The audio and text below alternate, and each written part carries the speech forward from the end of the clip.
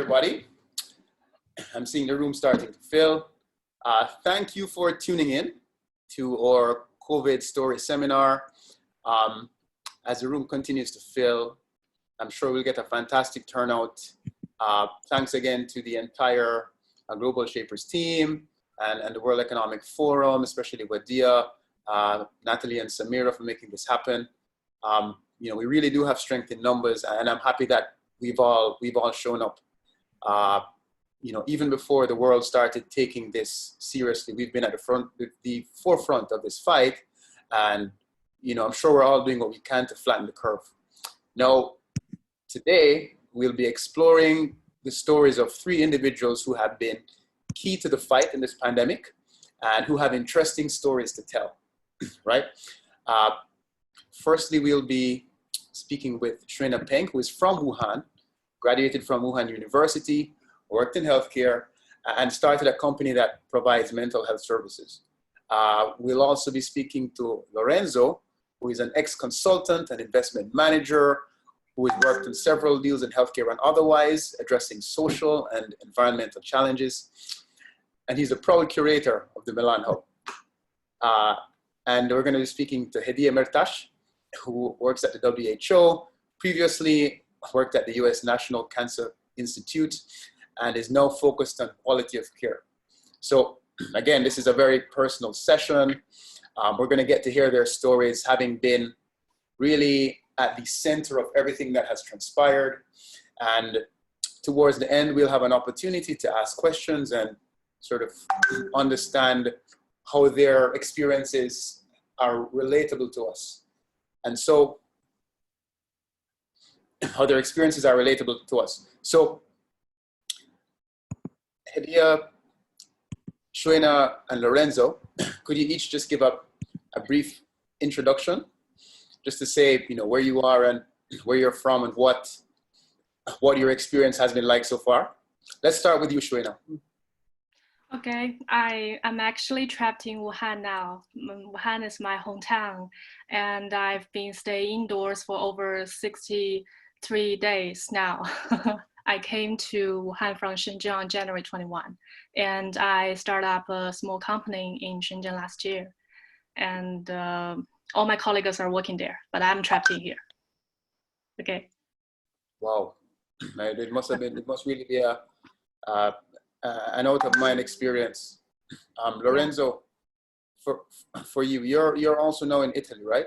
Yeah, I'm currently in Milan, which is not really the most affected city by the emergency, but it's in the Lombardy region, which is the most affected region in all Italy. The first one to be hit with the strongest measure to try and contain the epidemic.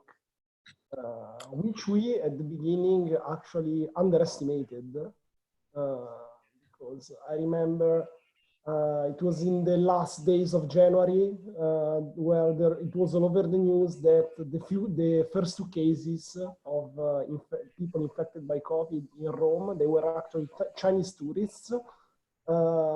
It felt something like very distant, that we couldn't really relate to, and people kept behaving in the same way as they always did, like keep on going to work, taking the subway and whatever, doing parties, going on holidays. And it was only after a few weeks and after the government had to completely close down the activities in the Lombardy region that we realized that the thing was real. And now we have a strong sense of responsibility, I guess. Of course. And in line with that strong sense of responsibility, again, just to verbally introduce someone here representing a stakeholder who perhaps is at the forefront of the responsibility pyramid. Hedieh, could you just give a brief introduction of what you're doing at the WHO? Sure. So thank you for sharing those perspectives. I think it's really important to hear what's happening on the ground. And both here, briefly in Switzerland, it's currently the 8th country following in terms of number of cases. But from the global perspective, we're seeing a shift in both duty travel at the WHO. After Italy went on lockdown the following week, we saw a kind of shutdown of all lockdown of all travel here at WHO, and now we're really working to provide guidance. I currently work in maternal health, but so as one of WHO's main roles in this is to coordinate the response, including providing guidance to member states. And so part of that includes providing guidance on pregnancy and maternal health, and we're seeing a lot of questions come in from member states in terms of how to be able to go about doing that, but also providing credible evidence and information, which I can go into later, and including, you know, case definitions to really understand who is a suspect case, who is a probable case, and who's a confirmed case. So I think all of those things matter in terms of how you are able to see who's a case or not. And I think it's really affecting work everywhere. We're at home, so I'm currently at home, and so all non-essential COVID staff have currently been teleworking since last Monday. So this is the second week now that we are in telework. Okay, got it. I mean, it's funny. It seems as if, you know, our entire existence has transformed into somewhat of a dystopian novel. And for you, Xuena, you were literally at the front of this phenomenon from day one. You're literally at ground zero.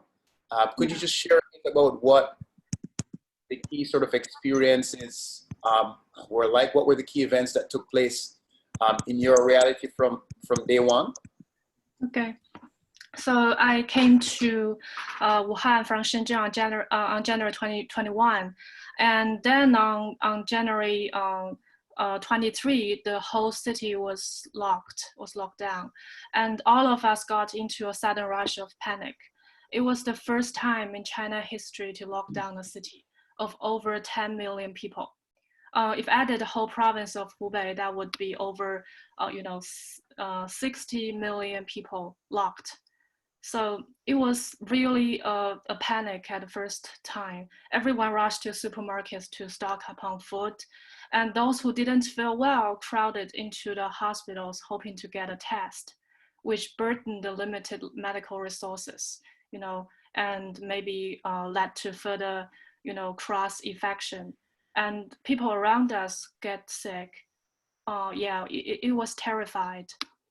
And after that, over 30,000 doctors and nurses were sent to Wuhan and Hubei from other provinces.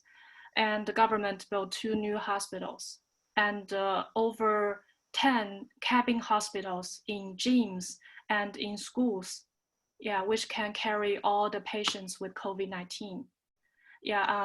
Instead of the quarantine treatment. And Wuhan is actually a city with rich medical resources, but the virus is totally new and this all hit and it spread so fast. And at the beginning of the locking down panic, the Wuhan virus really helped a lot.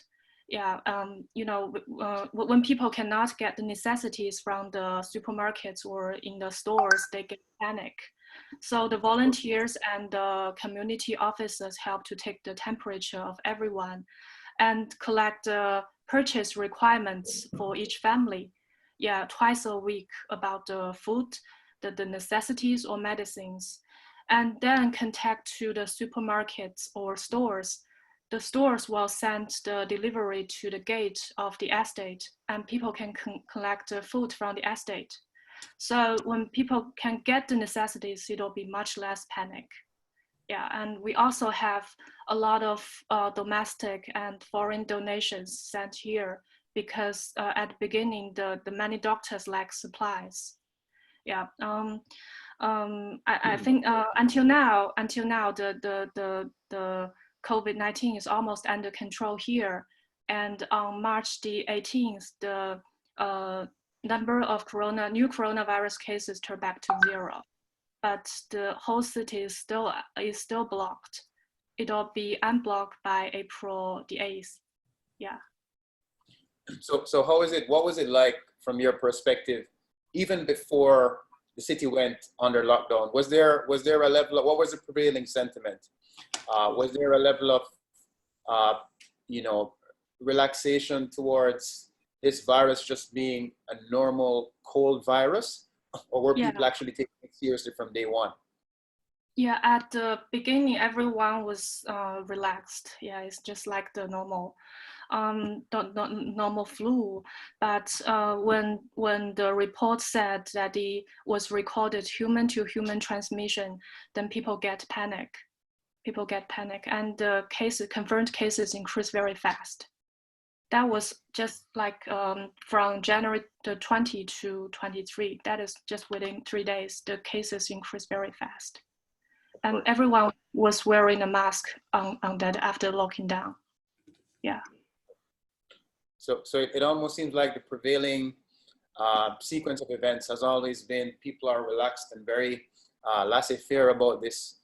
And at some point they're forced to take it seriously, and the pendulum swings to the other end of the spectrum, wherein they're extremely scared, they're extremely terrified. And it's the same thing that Lorenzo had mentioned just now. Could you share your account, Lorenzo? What transpired in Milan?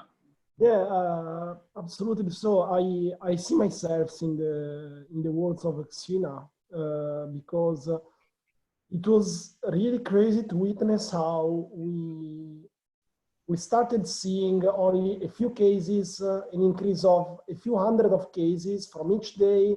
The number of people affected by the virus were only less than 1,000 when the government took the first measures. And nobody didn't see that coming. Do you know the numbers from yesterday in Italy? I wrote them down.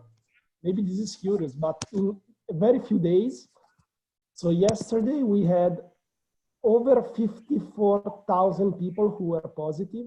Actually, the data is, not everybody is tested. So it's actually probably the figures are much bigger than that. Over 8,000 people were healed and over 6,000 people were dead already. So basically over 70,000 people were affected in a country that amounts the same number of inhabitants of the Hubei area, so 60 million. And what was worrying most was the fact that the growth rate at which the contagion was expanding has started increasing very, very rapidly. In the next few days, we have been having from 3,000, 3,500, 4,000 new cases per day. And this was probably the peak. We don't notice yet. In the last 3 days, the number of people who were being declared positive has actually started to increasing, but with a slower rate. So that brings us a bit of hope. But I mean, things changed completely. I have an anecdote about this. I actually was in Morocco for the weekend when the Lombardy region was shut down, because it was not clear that the situation would escalate this quickly. So I decided to undertake this quick trip. Anyways, it was a Saturday night. It was a friend's birthday party, so we were to celebrate. I look at the news for one brief second, and on the main media, there was the news that the Lombardy region was completely shut down. And the first thing that came to my mind was, am I going to be able to go home? Because I didn't know that. And it was really scary, if I have to say. That was the first time I felt a bit scared from this situation. We tried to, I mean, after 2 days, we went back. We didn't have many issues. Actually, it was pretty funny because I was traveling with 3 friends. We were wearing masks at the Marrakesh airport. Only the Italians were the ones wearing masks. We came back. When I landed, it was a Monday night around midnight. I opened the news once again, and actually all Italy was shut down during the time of my flight. And it was a strange situation to go home with a taxi and seeing that nobody was around in the city. It was like, I don't know, everybody shut at home. It's something, there is something that my grandmother is 93 years old, and I've spoken with her a lot during these days on the phone, keeping safe. And she told me she has never seen anything like this, even during World War II, which is true. So it's really strange situation. And after that, I started smart working staying at home every day, and I mean, my habits have changed a lot. I always stay at home, and basically going every 2 to 3 days to the supermarket and queuing to enter the supermarket is actually one of the most entertaining things we can do. Apart from house partying, you know, on Skype and new applications that allows you to connect with everybody very easily. So you made a good point in that this is the first time in actually over 100 years that we've experienced something, you know, at this scale.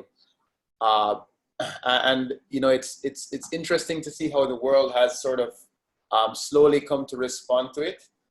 As you had said, you know, before this was a serious issue, it was not a serious issue, and people were still partying, people were still socializing, people were still convening. How do you think that has contributed to what we're seeing in Italy right now? So the origins of the epidemic is not clear yet. Probably, I don't know if it will ever be clear, but you know, I said at the beginning of the webinar that the first 2 cases were identified in 2 Chinese tourists at the end of January, but later on the authorities actually figured out that the virus was already spreading in Italy since a couple of weeks before, and nobody knows where it all started. And so the true issue is that there are people who have the virus and are able to pass it on to others, but do not show the symptoms. That's the most dangerous thing, because maybe these people don't even know to have it. They go in the subway, they go to a friend's house to have a beer or whatever. And that's what really caused probably the outbreak of the epidemic, because probably the fact that now we are seeing declining numbers, declining figures, is the effect of the total shutdown of the last couple of weeks, which was probably the only way to stop it. Because otherwise sometimes we feel kind of invincible, you know? You feel it's impossible, I will never get it, or it's impossible that my friend or my parent has it, and maybe he does, but it doesn't show symptoms, and that's very dangerous, especially if you are in contact with people who are more fragile. Maybe they have other illnesses, or maybe they are old people, such as grandmothers. So I mean, that's... Of course, and I'm sure we're all here practicing or you know, preventative behaviors to make sure we can help to flatten the curve. Now, there's no one more qualified to speak about flattening the curve than Hedieh. So Hedieh, passing the mic to you, just just we'd like to understand your perspective on how the stories of Xuena and Lorenzo have played out, and how do you see, you know, fighting this fight, both in terms of mitigating spread and spreading, paradoxically, valuable and true information around COVID-19? Sure. So, of course, as being at WHO, and being a researcher, I think I want to bring in that researcher's perspective, because I'm not directly involved in the COVID response, nor do I represent the views of the organization. But many of the resources that we put out there, I feel, I don't know how, which is, I guess I want to gauge our panelists as well to see if that information is reaching the public. And I actually took some notes while Xuena and Lorenzo were speaking in terms of the different types of reactions that they've seen in both China and Italy, which is, one is first, I feel like many people weren't taking the virus seriously, and due to the fact that we didn't know much about it, and we're learning as we go by the day. But at the same time, this sense of panic. And I personally was on a trip, on a duty travel right before coming back, and I saw, you know, the overuse of masks, the overuse of sprays. And, you know, we are recommending that sprays, for example, masks are used only for folks who are showing symptoms. And so, you know, that's creating now a global shortage in terms of masks and equipment just for health workers to be able to access. And so that production line has to be able to move forward. And so I think in that sense, you know, first is to look up the guidance on things like masks to make sure that those who are really in need, have pre-existing conditions, are able to use those resources. Secondly, in terms of the flattening the curve and current situation with Xuena, who's still in Wuhan, I think so. Where Europe is heading now, and where China is leading in terms of time, is really, so we want to flatten that curve. And what does that mean? We have a number of cases, and I just want to go over the case definitions clearly with everyone here today to be able to understand what these different case definitions in terms of who has COVID means. A confirmed COVID case is now a confirmed case that has taken the test and tested positive. This is now the WHO definition of who is testing positive for COVID. A suspect case is someone who's had some form of acute respiratory illness, be it severe, etc., with the symptoms of coughing, fever, and shortness of breath within the past 14 days. And that's a suspect case, which then would eventually need to be tested. But unfortunately, there are countries that are limiting the guidance on testing. So if you are a healthcare worker, if you are working in some ministry, please push your folks to test. And a probable case is an inconclusive test, or someone who has been in contact for 14 days or more. So I just want to define those to set the parameters. And then, so the next thing is this curve. So now we're seeing this rate that is, you know, we cannot isolate and trace. So as the cases keep increasing, as Lorenzo was mentioned, doubling, etc., over the course of time and the growth rate, we need to now decrease these cases, and taking these physical distancing and social distancing measures will help in that, because then those asymptomatic folks around the world can then reduce the risk of exposing the illness to someone else. And so the next step will be really to be able to contact and trace. So since the beginning of this pandemic, we've not been able to isolate and trace at all. Where has the source of the disease been? And I think that's been the major issue, which has led us to where we are now globally, is that we're not able to isolate and trace. And I think in terms of a timeline is to really be able to see what countries can do to be able to isolate and trace cases.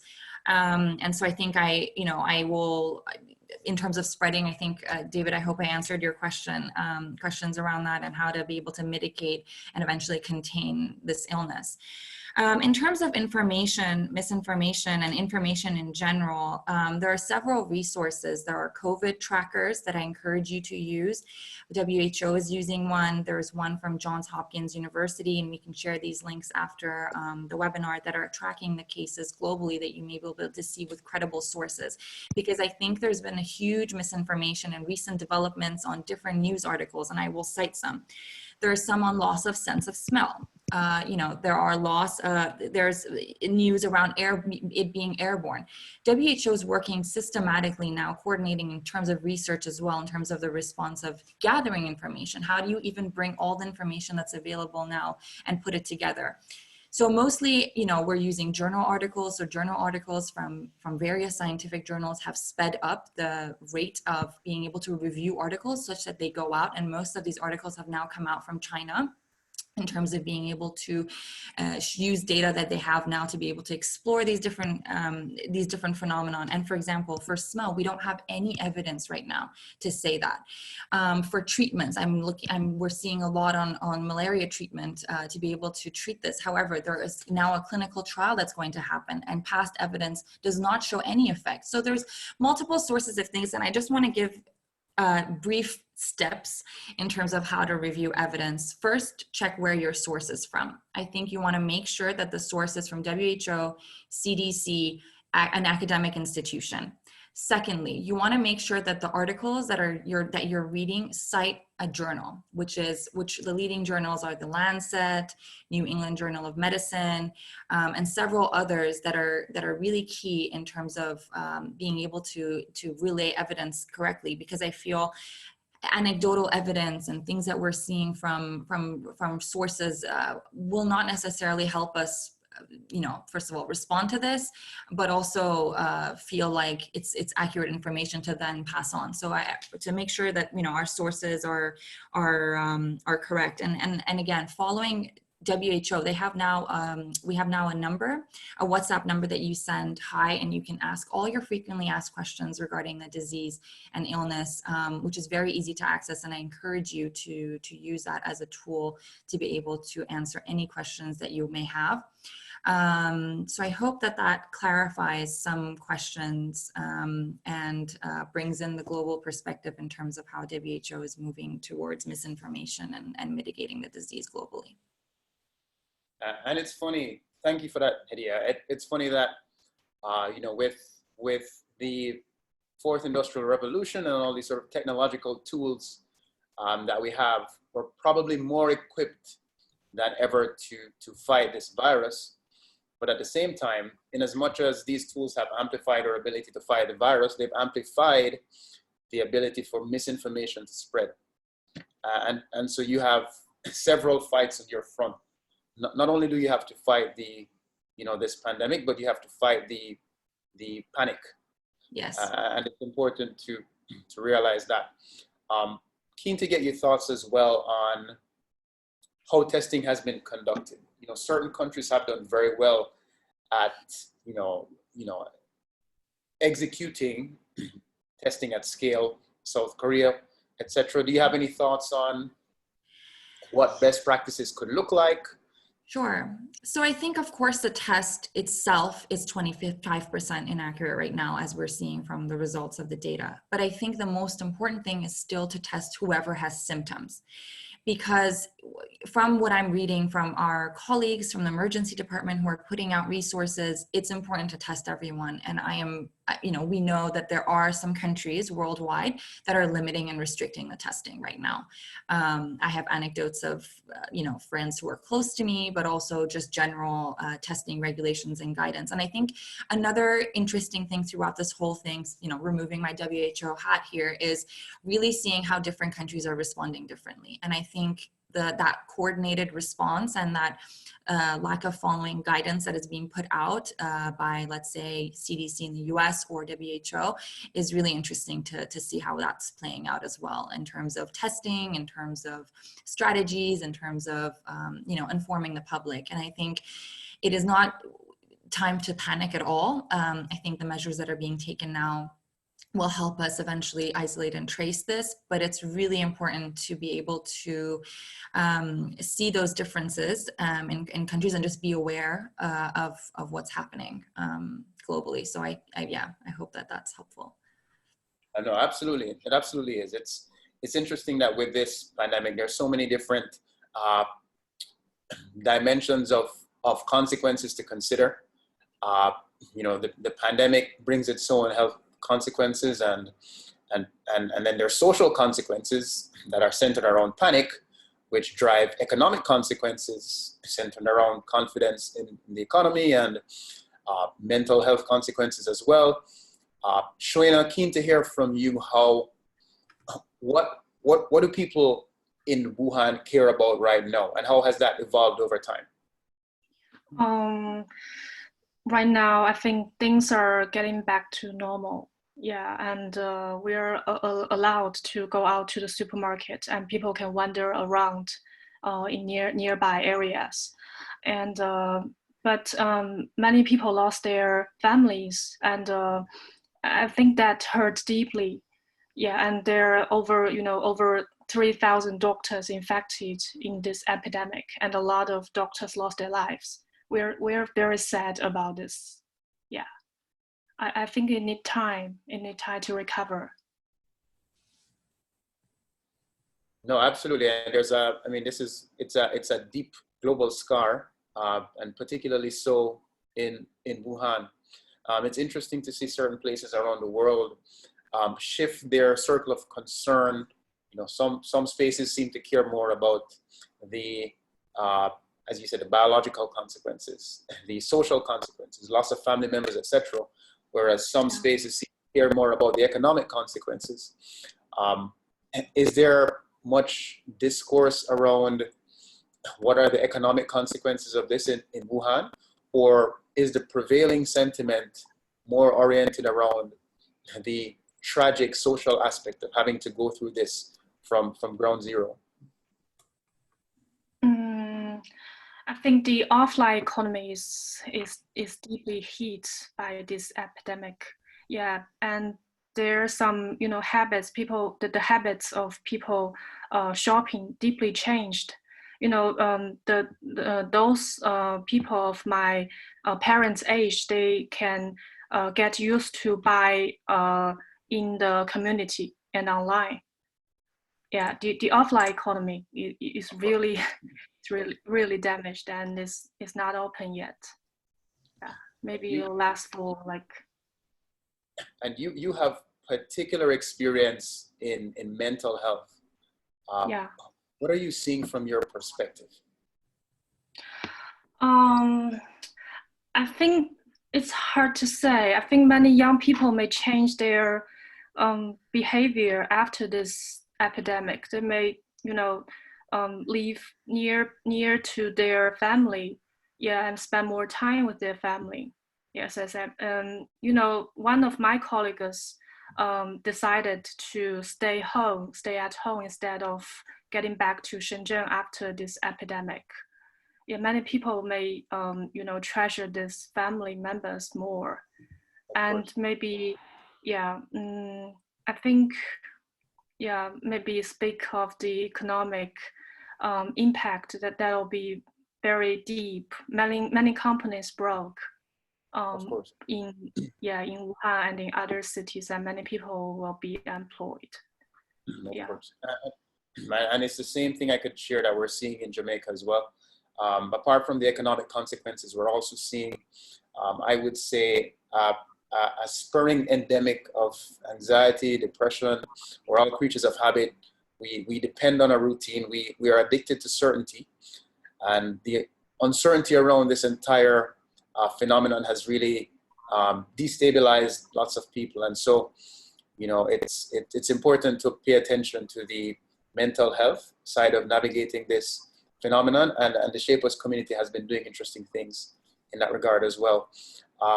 Lorenzo, you have a particularly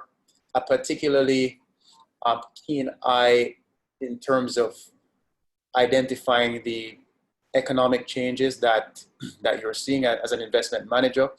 What are you seeing from your vantage point? What is the prevailing sentiment in Italy as far as it concerns the social consequences, the economic consequences? What does it look like?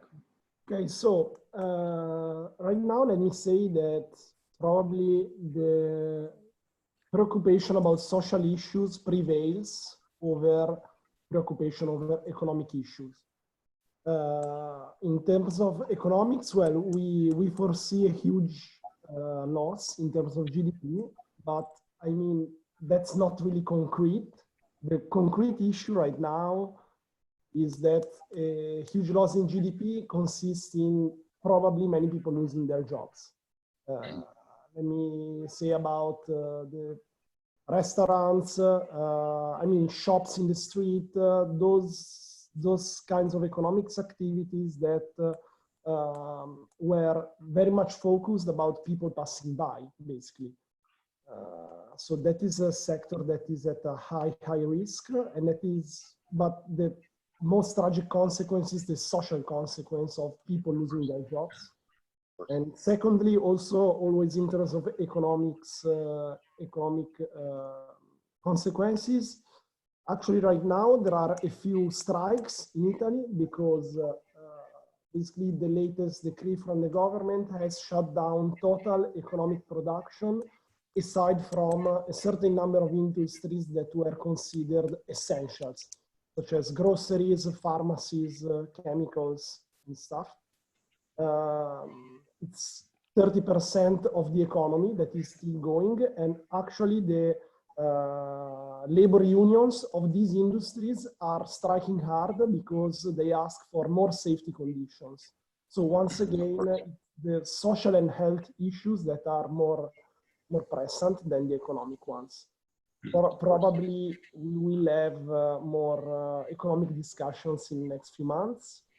From what I've been able to see under an investment point of view is that slowly, but things in terms of innovation are starting to move because many startups actually have started to create and try to create solutions, or actually corporates have started to develop new solutions because, I mean, in the end, an epidemic like this can also, for some sectors, create good economic conditions, which is a paradox.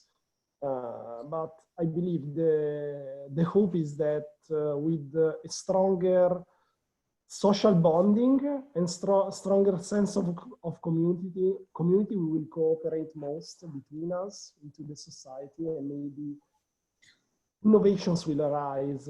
I don't know, but right now it's a bit early to see that. Of course, and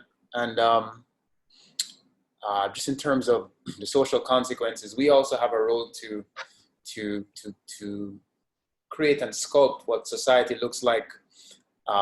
And Hedieh, you know, as I'm sure you know, the WHO had published their Be Ready campaign, just sort of focusing on how we can navigate this entire phenomenon through the right social lens. So being smart, being kind, being safe.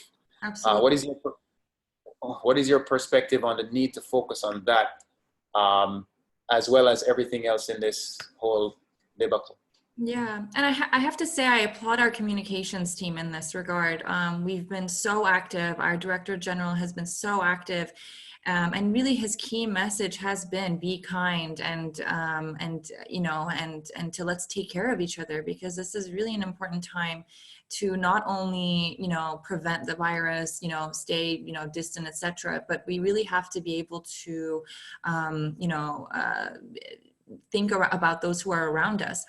And interestingly, on Monday, given all the sporting events have been canceled, etc., we have an MOU with FIFA, and recently they've launched a campaign around kind of 5 preventative measures for this illness. And I think what's really nice is that you're seeing, you know, everyone's coming together. You have, you know, all these top shot football players or soccer players involved in this campaign. And I think it's really nice to see people coming together. And I think really the World Health Organization, like our communications department through Instagram, through WhatsApp, through Twitter, our Director General, please follow him. He's been really applauding folks around the world who are posting videos, and then he's also sharing, you know, the key message of solidarity in this time. I think we're all on this video, you know, on this Zoom call. You know, there's over 100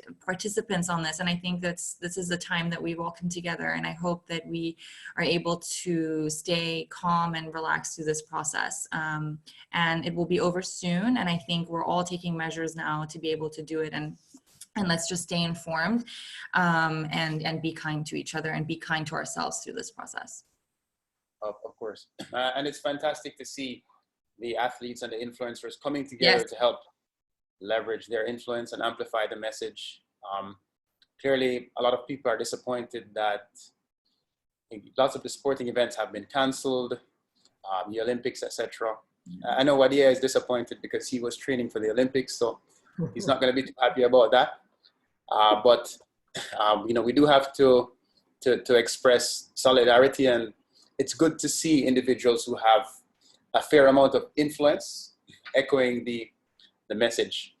I'm keen to understand, and I'm sure everyone else is keen as well to understand, how is it that your daily lives have changed? So Xuena, again, you have been in this fight from day one. What does your daily life look like? Just staying indoors forever.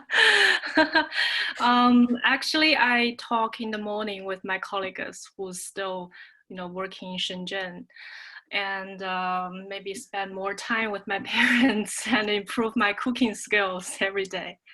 Yeah, and the community occasionally send, we call it love food, to the elderless living alone. So I sometimes help to contribute the food to the elderless living upstairs. Yeah, and my grandmother lives alone in her community, so the volunteers there will help to take care of her. Funny story, the old man living upstairs, once I took the love food, one radish, a radish to the old man, and he came out to take it.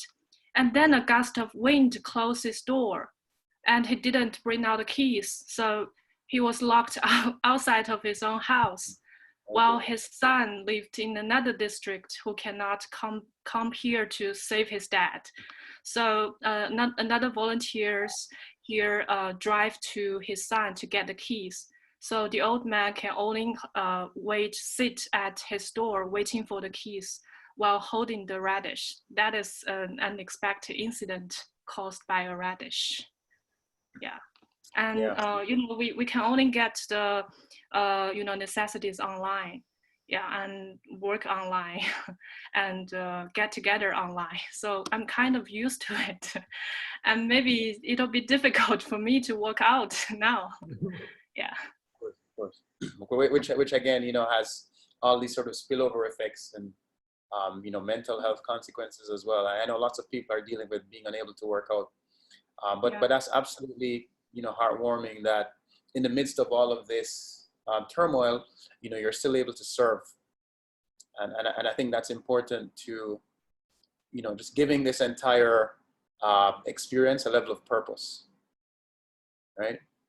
How have you been managing personally with the changes in your personal schedule? We know you're indoors, you spend most of your time indoors. How have you been personally managing the cabin fever of living in an enclosed space? Maybe it will need more self-discipline. Yeah, at work, maybe it provide more flexibility for all of us, and you can choose whenever you want to get up. And most of my colleagues work, like 5 hours a day, but 7 days a week. Yeah, they all have more flexibility.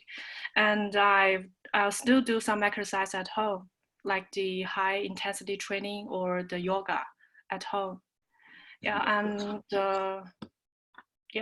and maybe buy something on the online trade platforms every day. It's kind of boring. I actually miss my friends.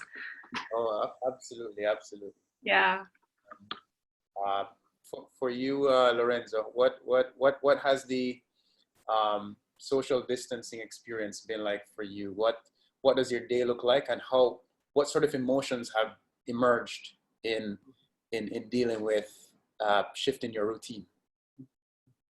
Okay, so at the beginning, I actually thought it would be actually good to distance a bit from my previous life, very stressful, always full of activities, and say, yeah, I could use some time of social distancing and staying at home. Actually, it's much more stressful because on top of having to deal with daily work routine in a different way, you have to be much more present in the home routine, which is sometimes even more compelling. So I don't know, like a few considerations. Like when you wake up, it's really important that you try and keep, as Xuena said, you have to have a bit of discipline. For example, it's a stupid thing to say, but not really trivial. You shouldn't be hanging out in your pajamas all day. You should dress up as if you were to go to work, or at least, decently, because there's a sense of still living kind of a normal life. And also another important thing that was mentioned is that try and keep doing physical activity.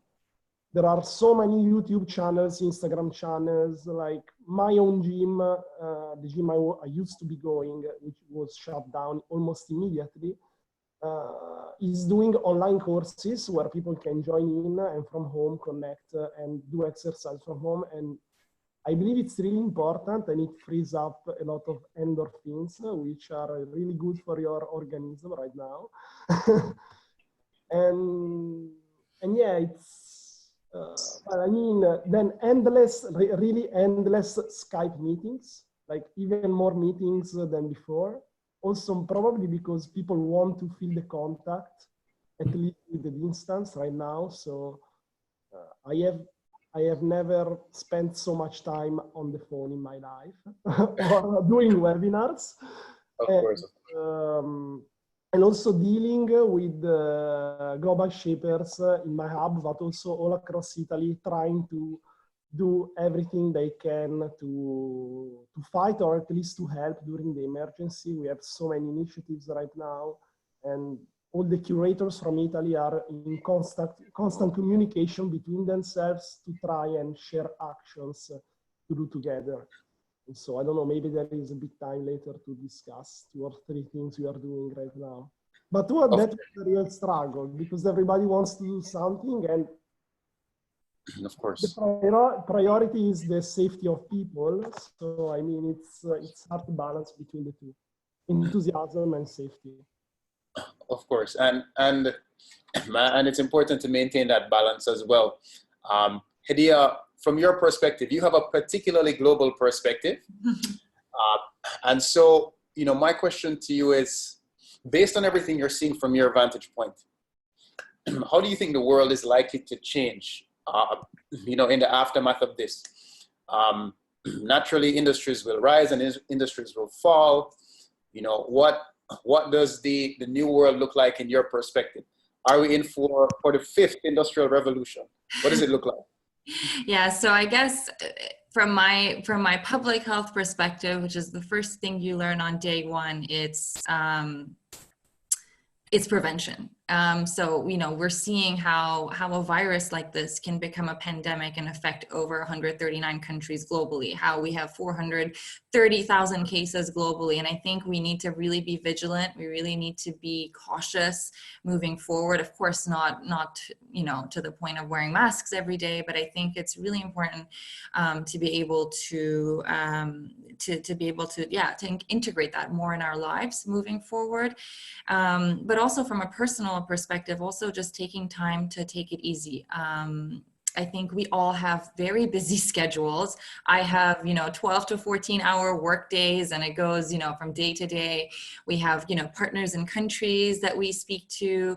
So I think it's a time for us to pause, to rethink, to take care of our health, which is really the most important thing that we should be able to prioritize moving forward. And I think that applies to everyone, including myself. So I think that this is, so I hope that answers more or less that question. Oh, absolutely. Speaking of questions, I'm going to give the mic to the general Global Shapers community and take some questions now.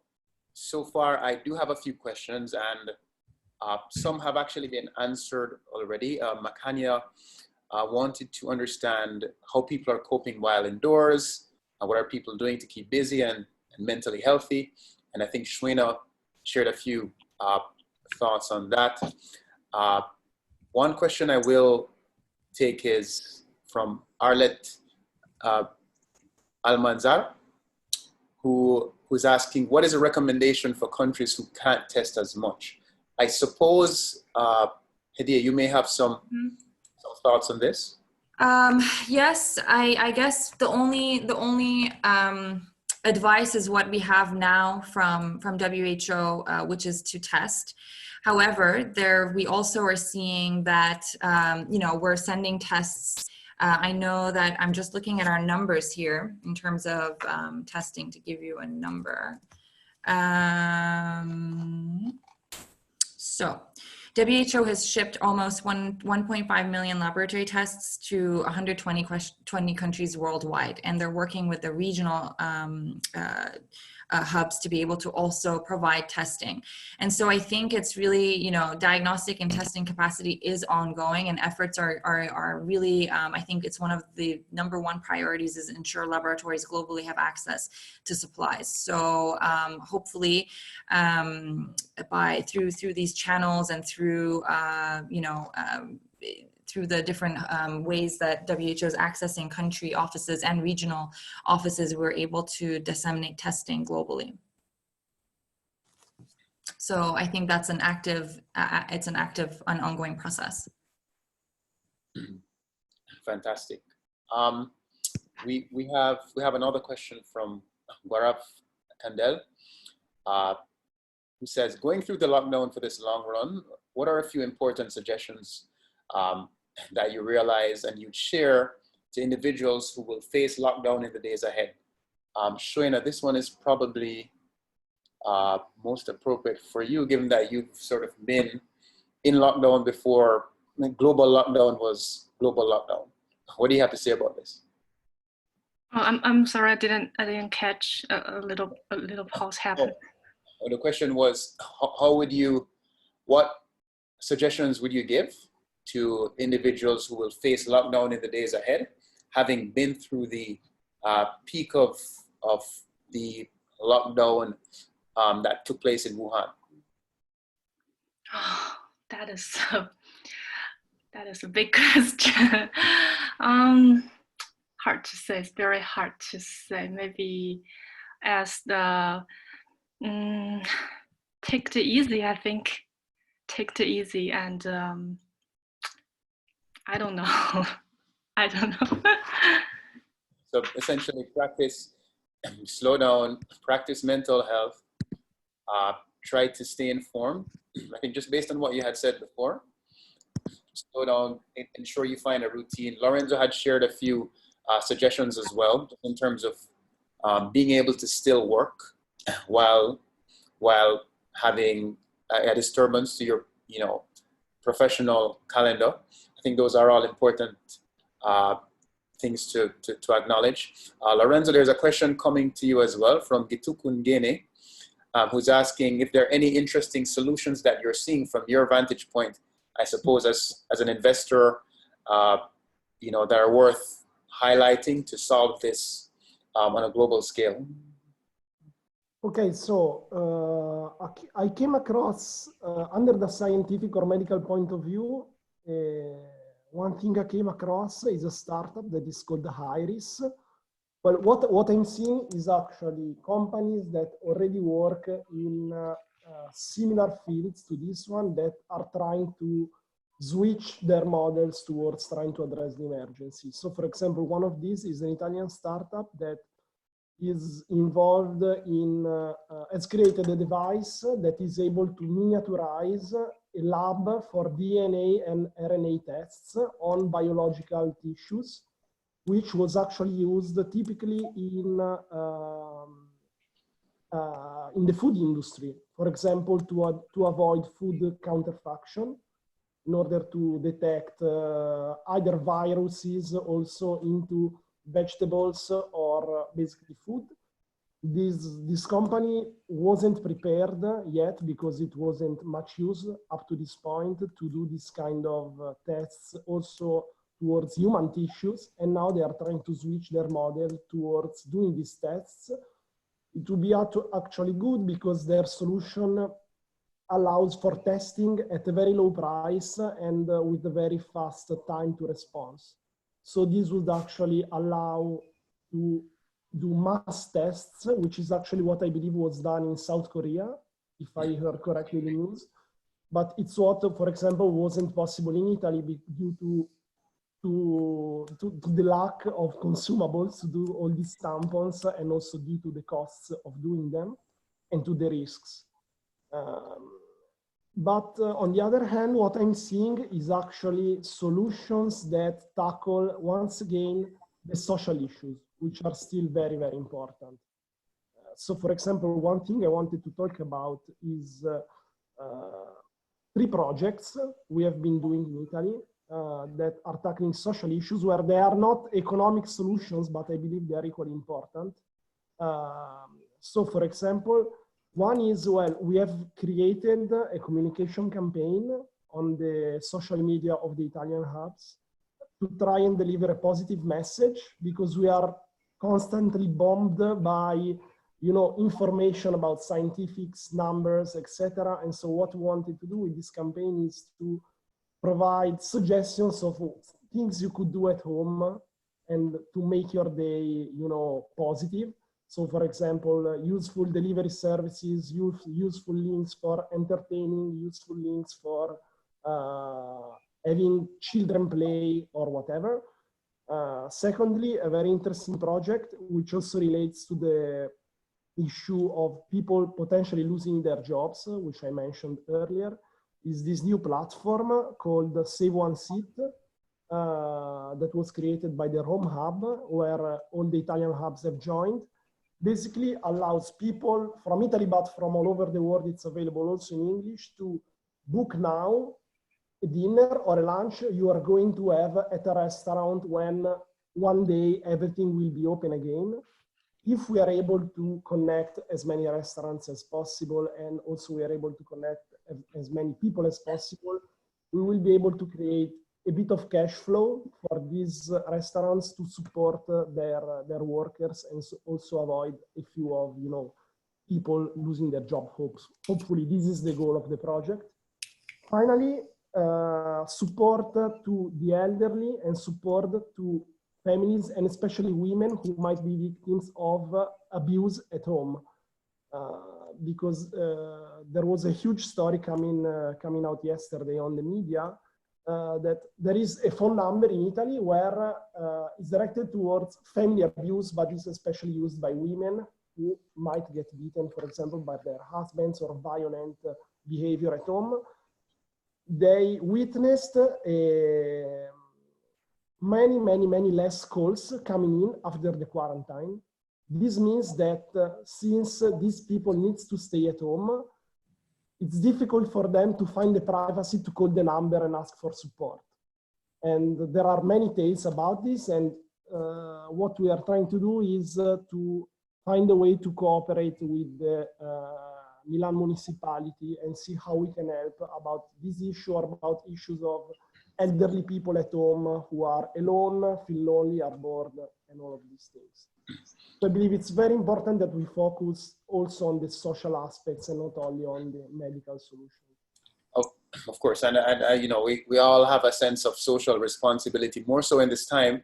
And each of the solutions you had mentioned are, you know, interestingly driven by a series of different stakeholders. So it really is the demonstration of a multi-stakeholder approach, which the forum has long espoused.